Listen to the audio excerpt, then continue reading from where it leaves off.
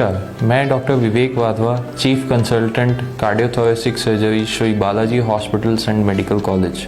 आज मैं आपसे की होल सर्जरी डिस्कस करने के लिए यहाँ उपस्थित हूँ। की होल सर्जरी, या जिसे हम साइंटिफिक टर्म्स में या कार्डियक सर्जिकल टर्म्स में मिनिमली इन्वेजिव कार्डियक सर्जरी कहते हैं, ये एक ऐसा टेक्निक है जिससे स्मॉल इंसिजन्स से हम कोरोनरी आर्टरी सर्जरी या बाईपास सर्जरी या वाल्व सर्जरीज या बच्चों के कंजेनाइटल हार्ट डिफेक्ट्स को रिपेयर करते हैं। ये एक ऐसा एडवांस टेक्निक है जिससे हम स्मॉल इंसिजन से वो सब रूटीन सर्जरीज कर सकते हैं जो आज तक बड़े इंसिजन से होते आए हैं। इसका हमें सबसे बड़ा एडवांटेज मिलता है पेशेंट के रिकवरी में। जो कार्डियक सर्जरी अंडरगो करते हैं पेशेंट्स, उनका नॉर्मली 5 से 7 दिन तक उनको हॉस्पिटल में रखा जाता है और उसके बाद उनको अपना रूटीन एक्टिविटी में आते आते 1 से 1.5 महीना लग जाता है।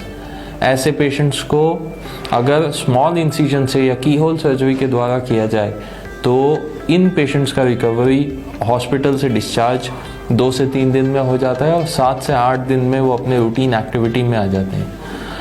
रूटीन कार्डियक सर्जरी में पेशेंट्स को ऑपरेशन के बाद कम से कम 1.5-2 महीने तक वेट लिफ्टिंग की मनाही होती है। उस रेस्ट्रिक्शन से भी हम की होल सर्जरी में बच सकते हैं।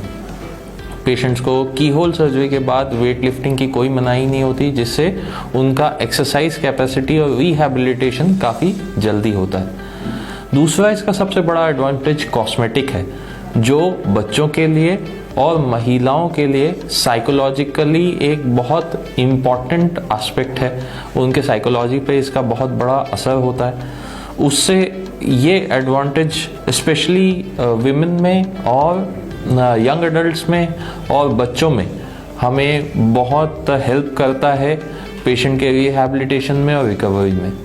दूसरा इसका सबसे बड़ा एडवांटेज जो हमें मिलता है वो ओल्ड एज पेशेंट्स में और डायबिटिक्स में मिलता है, जिसमें हीलिंग का प्रोसेस या इन्फेक्शन के चांसेस बाकी पेशेंट्स से थोड़े ज़्यादा होते हैं। डायबिटिक्स में और ओल्ड एज पेशेंट्स में स्मॉल इंसिजन का अर्ली हीलिंग और इन्फेक्शन या स्टेनोटमी से बच जाना, ये हमारे लिए एक बहुत बड़ा बून है, हमारे लिए एक बहुत बड़ा एडवांटेज है कि ऐसे पेशेंट्स को इन्फेक्शन के कॉम्प्लिकेशन से हम बचा पाते हैं।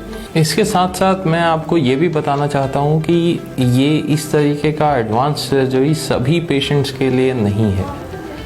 ये सिलेक्टिव पेशेंट्स के लिए पेशेंट का प्रोफाइल, उसका डिजीज़ प्रोसेस, वो सब देखने के बाद हम डिसाइड करते हैं कि क्या हम उस पेशेंट को MICS का ऑप्शन दे सकते हैं या की होल सर्जरी का ऑप्शन दे सकते हैं या नहीं।